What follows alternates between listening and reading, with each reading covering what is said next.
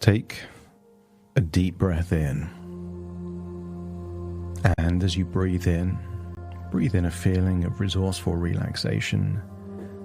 And as you exhale, just allow any feelings of stress, worry, or tension to feel like it's leaving your body as you exhale. Breathing in that feeling of resourcefulness and exhaling that tension. And just scan your body for any clues of tension. Maybe it's in your jaw, your neck, your shoulders, your forehead. And give permission for that tension to be released. As you breathe in that relaxation, allow the tension to dissolve and melt away, and feel it leave your body, almost like a dark mist as you breathe out, enabling you to feel deeper and deeper relaxed with each and every breath.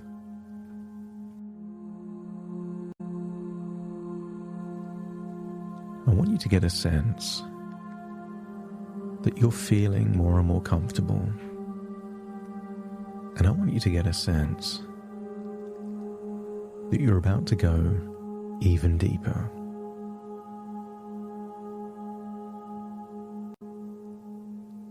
I want you to use the power of your imagination to imagine a gigantic water slide. But I want you to imagine this water slide in a very specific shape. I want you to imagine it like a giant spiral. It's high up, and it ends up in a warm pool of water. But it starts off wide, and then it gets narrower and narrower until it reaches the point where the water slide ends, and then you would fall into the water. And I want you to get a sense that this spiral is fun, reminding you of wonderful childhood memories where there was no expectations, nothing you had to do right. All you needed to do was to slide and allow gravity to take you downwards. And I wonder if you could imagine what color this water slide is. Is it a bright color like yellow or blue or orange? And is there flowing water in the slide? Perhaps you could imagine being in your own water park, standing at the top of this giant spiral slide. And very soon, I will count downwards from 10 to 1. When I say the number 10, you will imagine launching yourself into this spiral. And as I count downwards, you will imagine going down the spiral slide. And perhaps you can even slow down time. That if it would take just a few seconds to go down this slide, make it slower, like you're going down the spiral slide in slow motion. 10, launching into the slide. Feeling a sense of fun, freedom, liberation. Nothing to do, nothing to get right. Just enjoy. And then 9, continue down this spiral. And as you go down the spiral, feel your body getting more relaxed, particularly your eyelids, your forehead. As 9 becomes 8, continue down the spiral slide, releasing any tension, particularly in your neck and shoulders, feeling looser. And then 7, just feel your arms so relaxed and loose. Think of the loosest thing you can think of, maybe Something like a damp cloth. No tension there at all. And then 6. Think of everything connected to your breathing, your nostrils, your windpipe, your lungs, even your diaphragm, and allow it all to relax. That's it. 5, you're halfway down this spiral slide now. But now you're relaxing all of your internal organs. Your lungs are already relaxed, but now relax your heart, your stomach, and in particular your gut. Just allow it to relax even deeper as 5 becomes 4 and that relaxation spreads downwards into your legs, and then 3 all the way down to your feet, and then 2, just imagine it rippling up from your toes to the top of your head, and then 1 down to the top of your head and down to the very bottom of your toes and the tips of your fingers, and then 0, just imagine falling out of that spiral slide into a relaxing pool of warm water. But imagine you've got this water park all to yourself, and find a very specific place in this water park that you would feel relaxed. And maybe it's some kind of whirlpool or jacuzzi, or maybe it's a sun lounger, or maybe something else. And when you found that place to relax in, let me know by nodding your head. That's it.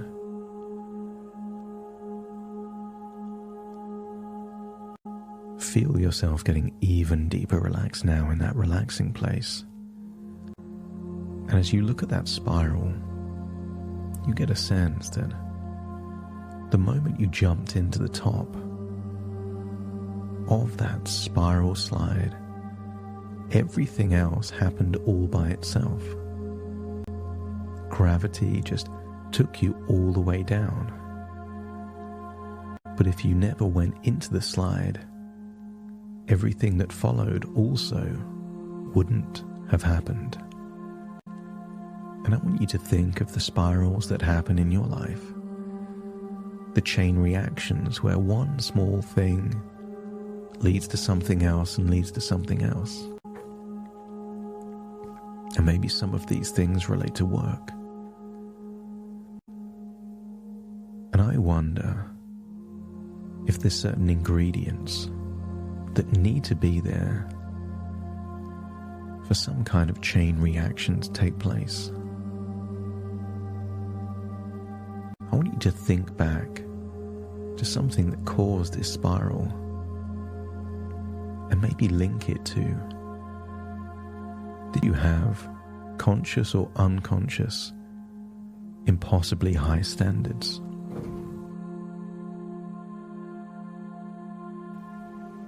Words like should or enough give clues that the goalpost can always be moved.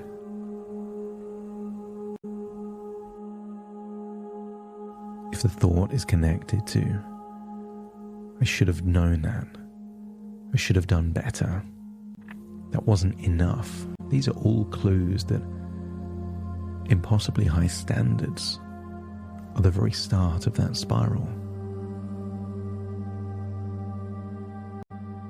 And if it feels like that's true, let me know by nodding your head. And I want you to get a sense of thinking about one of these things that caused a spiral and lowering your standards and expectations so that you absolutely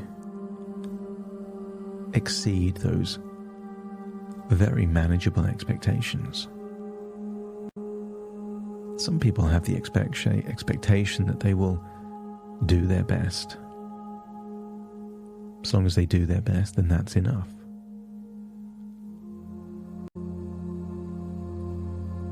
Some people have this idea that they will try hard. Notice that when the expectations are linked to things that you control, your effort, your intention, your inclination, these become more manageably achievable.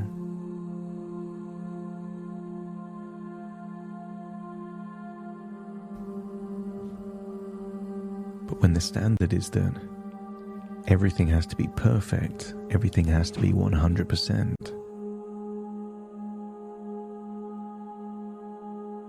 that if you could have done something even a tiny bit better, then it wasn't enough. These are clues of impossibly high standards that you can never meet. Which is fine if it doesn't bother you that much, but if it creates a chain reaction, a spiral within you, then it's hurting you, not helping you.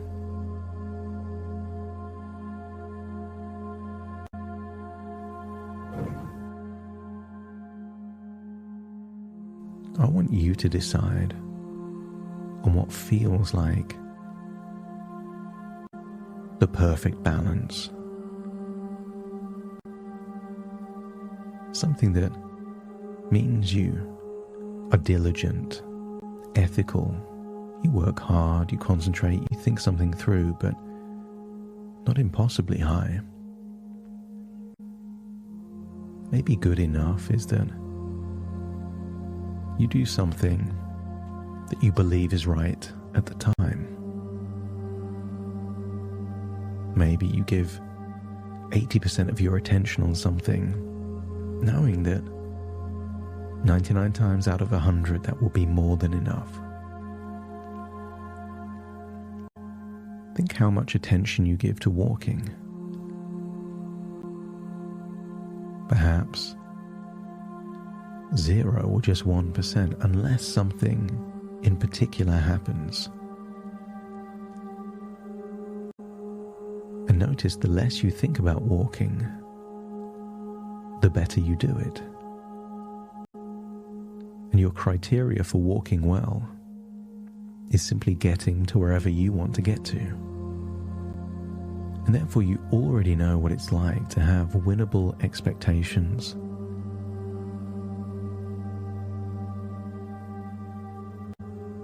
If success at walking is that you had to walk at the exact pace, in the exact rhythm, in a particular way, in order to walk well, you would even get walking wrong. But you don't. As long as you get to where you want to get to, the way you walk is good enough. And allow your mind to take this idea and map it across to how you work. You already know how to do most of this stuff. You can do it without thinking most of the time. And therefore, enough is simply doing your best or meeting the expectations of someone else, so long as they're fair.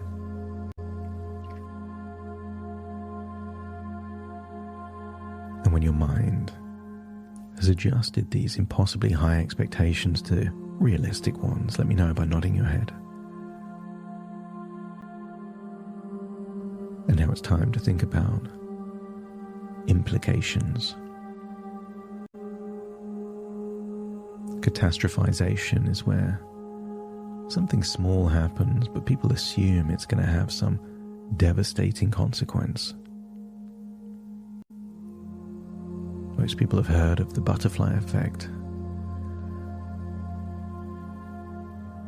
If a butterfly flaps its wings in the Amazon, it can create tornadoes in the Sahara.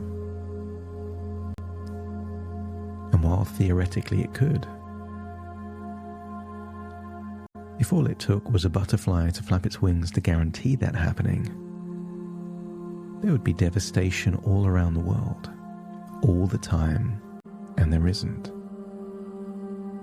Just because something could happen doesn't mean it will happen.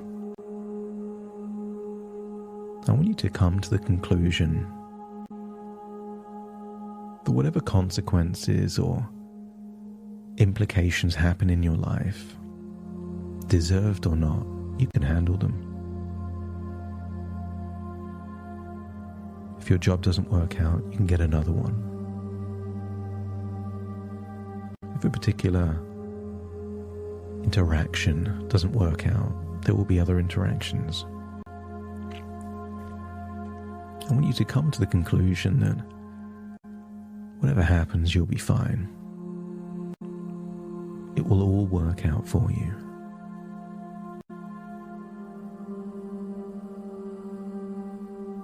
I want you to get a sense that sometimes when bad things happen, they lead to good things.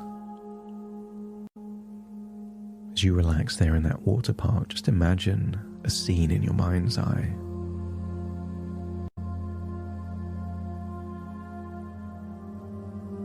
Someone going to work in a job they really don't like, in an environment that isn't perfect for them. It pays well. Some of the work is stimulating. It's not the right thing for them, but it's not enough to quit, not bad enough to not want to go there, and they're doing enough not to get fired. I want you to see that that person is in the wrong place, but they will never quit because it isn't bad enough. Imagine this person at the job they don't really enjoy gets a really toxic, horrible boss, makes their life a misery, makes it so bad that they do quit. And then they go on and find a much better job in a much better environment that makes them so much happier. Sometimes good things come from bad things, and sometimes it requires something really bad to lead to something much better. I want you to get a sense that you have infinitely more possibilities and options than you realize. You can handle whatever life throws at you. And if you've come to the conclusion that whatever happens you can manage, let me know by nodding your head. That's it. So now imagine that spiral, but no longer being a slide. Imagine a feeling in your chest. Go back to that time when you felt that heaviness there. And when you can feel it, let me know by nodding your head. And just imagine you create a hologram version of it outside of your chest. If that sensation was an image, what would it be? And what material would it be made from? And would it be moving in a particular direction? And just imagine this hologram doing all of those things, proportionate to what you're feeling. And if it looks like something heavy, and perhaps moving in a particular pace, and you can imagine it like a hologram outside of your chest, just let me know by nodding your head.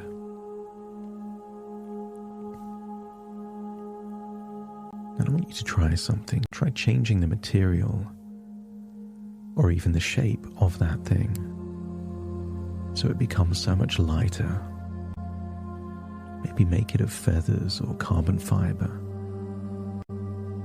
lightweight plastic, something so light, and notice how it changes how you feel inside. Change the color of it, the texture of it, to make it really bright and fun. Imagine changing the direction of it.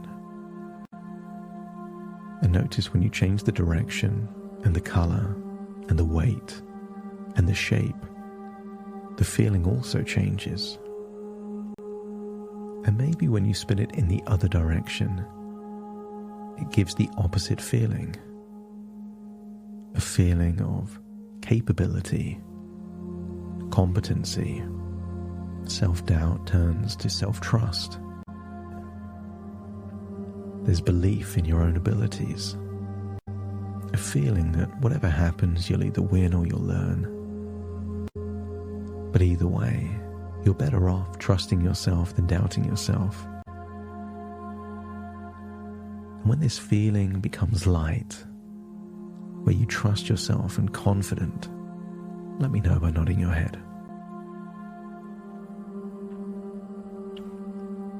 And then place the hologram back in that exact location, but keep it spinning in that new direction, with that new color, that new lightness. The trust is now the default way. You will trust yourself unless there is irrefutable evidence not to. You will believe you can do something unless there is absolute evidence that you can't. You will start from the basis of competency, self-belief and self-trust unless there is enough evidence to dispel that. And in doing so, don't be surprised if when you get a question, you respond quickly. You quickly check something if you're not sure, but you go with your gut. You trust that you have the competency. You trust that everything will be fine. And if it isn't, you'll learn from it. I want you to get a sense that this feels more liberating, more free, that you get to enjoy your work and your life much more. And when it feels like this is how it's feeling now, you've lowered those impossibly high standards, created a belief that whatever happens, you'll be fine, and felt that that heavy feeling is now giving you energy rather than taking it, giving you confidence rather than criticism. Let me know by nodding your head. That's it. It's time to take all of these feelings back. And don't be surprised in the next few days and weeks, you start making different evaluations. It's what you do that sets the expectation, not something impossible to achieve. Catastrophization is replaced with perspective, a deep conviction that whatever happens, you'll be okay, and a growing sense that you can trust yourself, that most of your work is just like walking, and the less you think about it, the better it becomes. So take a deep breath in through your nose and out through your nose. Just wiggle your fingers and wiggle your toes, connect fully into the here and now.